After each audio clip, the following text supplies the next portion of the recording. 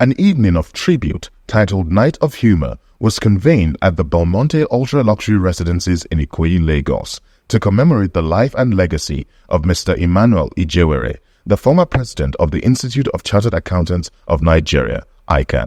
Born in 1946, Mr. Emmanuel Ijewere distinguished himself as one of Nigeria's eminent entrepreneurs with a diverse portfolio spanning banking, finance, and agriculture.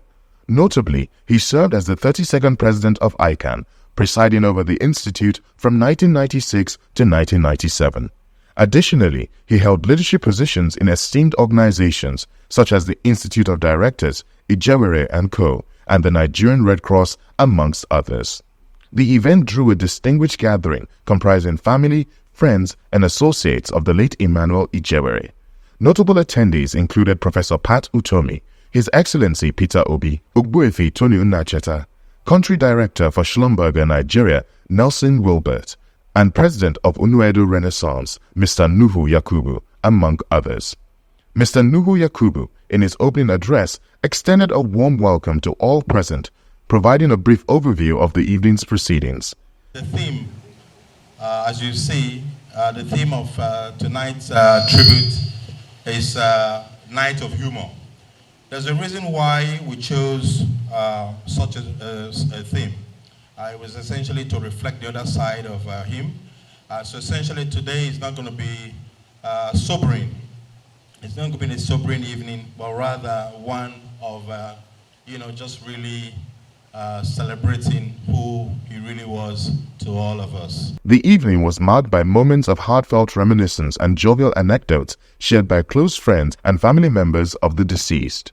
Highlights included a poignant biography reading by Emmanuel Ijewere's son, Ehi Ijewere, interspersed with light-hearted tributes from His Excellency Peter Obi, Professor Patu Tomi, Ogbuefi Tony Nnacheta, and others.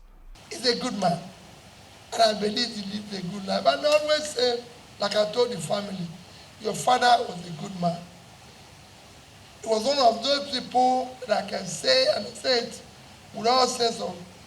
I recall when my senior, because my seniors near would lost his wife, I say, listen, and that's where your father belongs.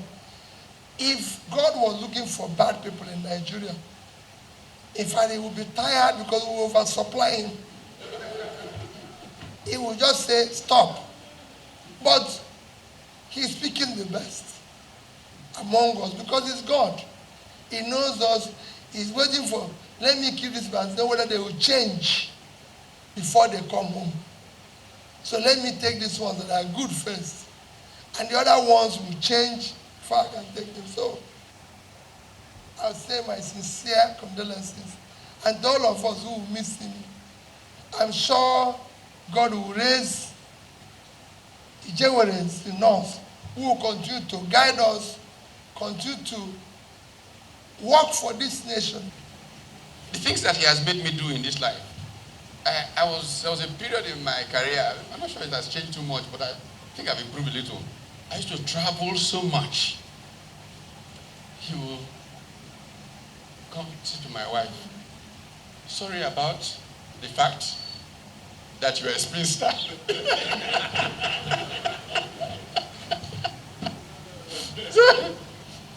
So you won't believe this. I would sometimes finish a meeting, say, like in France, on Friday evening. I have one in London on Monday morning. Just because of him, I'll fly back to Nigeria on Saturday and leave on Sunday nights to go. And first thing I do, when I show up, I say, see, I'm here. I say, I might go tonight, but I'm here. But this was the nature of the man. His spirit just hovered over the place. From the little altar boy to the grand old man, he had a word for everybody. And as I said in the tribute I wrote, he walked around like somebody running for mayor in a small town in America. You know? He's an original. They don't come too many like him. God bless his soul. We thank God for the wonderful examples he gave us. One of the greatest examples I can say here is the courage he brought into his ill health. The courage he built over 18 months. He'll come back from chemo in the morning. He's been in for 6 hours of chemo. He'll call me and say, Tony, we have to have the meeting at 11 o'clock. The meeting at 11. And I'm like, 11 p.m.? Wouldn't that be too late? He said, no, 11 a.m., 11 a.m. I said, sir, you just came back from chemo at 8 a.m. and you want us to have a meeting at 11 a.m.? How will it work? He said, no, don't worry, we'll hold the meeting now. Amazing. Energy. We thank God for the privilege of knowing him, seeing him at work, seeing him at play for so long. May his kind increase. May his kind increase. For the family, you know, I don't want to say the shoes are big, but you have a duty to fill those shoes. I've told Madam, you don't have a choice. You have the privilege of a brand. And that name is no longer just his own, as you can see. Okay, so the task of keeping it alive, burnished every week, belongs to all of us, especially you guys. Yeah? Well done. Thank you so much. Even at the point of sickness, my darling husband, I called him, was always driving us. He never got tired. He will hold virtual meetings, he will hold physical meetings. And I didn't understand why somebody like me at my own young age could not be as vibrant as the man. So I picked that nothing is going to deter me to success. I learned it from Mr. Ijewere, that success is not picked on the road, but success is about hard work and believing in people.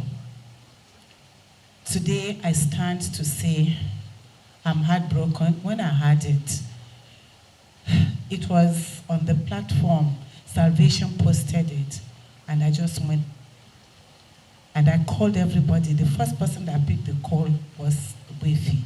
He said, Lolo, I didn't want to tell you, but sir, I got to know, and it's been, I can't believe I won't see him again. But all the things that I learned, apart from the things I would pass on to my own children, I learned strength. I learned being a good listener, a good manager, very articulate person that I should be. Thank you, Nuhu, for making me to come in contact with him again. Following the tributes, Mr. Nuhu Yakubu delivered the closing remarks, concluding the evening's proceedings with a closing prayer led by Mrs. Princewell. The Night of Humour served as a fitting tribute to the remarkable life and contributions of Mr. Emmanuel Ijewere, celebrating his enduring impact on individuals, Nigeria's business landscape, and beyond.